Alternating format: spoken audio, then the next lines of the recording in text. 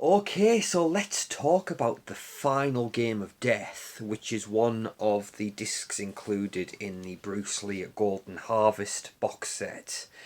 In a lot of ways, it's the crown jewel of the box set. It's absolutely wonderful. So this is the disc, the final game of death. So what this is, it runs for the best part of 4 hours, and it's essentially a documentary. So it shows all of the footage that Bruce Lee shot for Game of Death before he passed. And you've got some really informative narration that runs over the top of the footage. It's fascinating. It's absolutely fascinating. It's so well done. Obviously the footage is brilliant, and the narration is so good. It tells a real story here, and it's fascinating the insight it gives, because what I wasn't aware of when I watched the 78 Game of Death that Golden Harvest put out, how drastically different, what a departure that film was from what Bruce Lee originally intended. If we, for lack of a better term, if we call it the Billy Law story that Golden Harvest put out in 78, yeah, and then you compare it to the Hai Tien story that Bruce Lee had conceived of, wow, it's night and day, the difference. And I know I talked about in my earlier video doing a remake of Game of Death. On further reflection and what you learn from this, I want to see an adaptation of this, the Hai Tien story. So essentially what it is, what Bruce Lee had in mind, his character Hai Tien, former champion fighter, he travels to Korea with his younger brother and sister, and they are kidnapped by the mob, basically. And Bruce Lee's character is given an ultimatum. If you want your brother and sister returned to you alive and well, you're going to do a job for us. There's this pagoda tower. At the top of this tower is some mysterious treasure that I want you to recover. And basically, each floor of this tower that has a different guardian who you're going to have to get through. Come hell or high water, you have to get to the top of this thing, get this prized possession, return it to me, and then and only then you'll get your brother and sister back. And what a great concept. None of this, we'll call it bad taste, because it really is bad taste when you look at what the story of the 78 Game of Death was. So none of that nonsense, none of the Fry stuff, the forced romantic interest stuff, that's all gone. It doesn't exist. So this, you've got a really tight, it's a heist essentially, but each level we've got a different threat, a different challenge to overcome. And obviously one of the things the documentary talks about is how this is going to showcase Bruce's philosophy, of adapting and being flexible. I suppose it's encapsulated in that line that Bruce has at the beginning of Enter the Dragon, being ready for whatever may come, so he faces a different master on every level. Obviously, level 3 we have Dan Inosanto, and then on the 4th level we have, I'm sorry, the name escapes me, but the master of Hapkido, and then on the 5th level we have Kareem Abdul-Jabbar.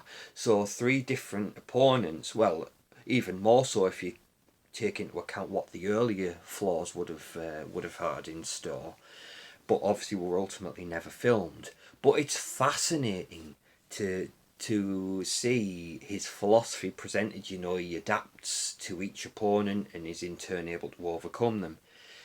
It's very it's fascinating stuff, and you can see as well the artistry on display. Obviously it's a great concept, a tower where you're fighting your way up, but obviously you see it's really insightful, and you can take a lot from it. It's multi-dimensional. It works as an action movie, but you can see Bruce's philosophy showcased, and you see what his view of martial arts is all about. There's a line of dialogue in this where he says, it's difficult for a rigid routine to overcome broken rhythm. You need the flexibility there that a rigid routine doesn't offer. It's great stuff. And each of the fights is brilliant. And obviously you've got the wonderful James Tien in there as one of the... Again, the way it's presented is James Tien and there's another guy with them. They're kind of two heavies who work for the mob. They're going in there with Bruce to make sure he gets the job done. And it's great. It's great the way they bounce off of each other. And obviously it's, it's a time and again, Bruce Lee has to step in and finish it when the other two guys can't get the job done. But it's fascinating, and the way that Arrow have assembled this into, for all intents and purposes, a feature length, and they've added a new scene, they've recorded some new footage, and they've pieced together a new introductory scene where the mob boss sits down with Bruce's character and presents, right, you're going to go up this tower, you're going to fight your way up each level, It's great the way they've presented it. And we've got some wonderful opening titles as well. It feels very much in the spirit of what Bruce's Golden Harvest films had been. It's done with a lot of care. It's done with a lot of attention to detail. You can see it's been a passion project. And it's brilliant to see it all play out. The way they've assembled this, the dialogue they've done, the sound effects, the work on the music, it's really, really good. It's a real treat. It really is the highlight of the box set. But obviously, one of the things that, they can only work with what they've got. And I mean, obviously, we'll never know what Bruce's final vision. I mean, even... I really hope in time to come, we get you can't call it a remake, but an adaptation of this in a new film. But we'll never know what Bruce's final vision is. And even at the end of this, we've got the enigmatic thing of when Bruce defeats Kareem Abdul-Jabbar, he doesn't proceed to the top of the tower to get the treasure. He goes to the window and he's talking to someone. We don't know who he's talking to. We'll never know. And again, obviously they do what Arrow does. They do what they can with what they have to work with, but it's still, we're never going to get anything that's completely satisfying.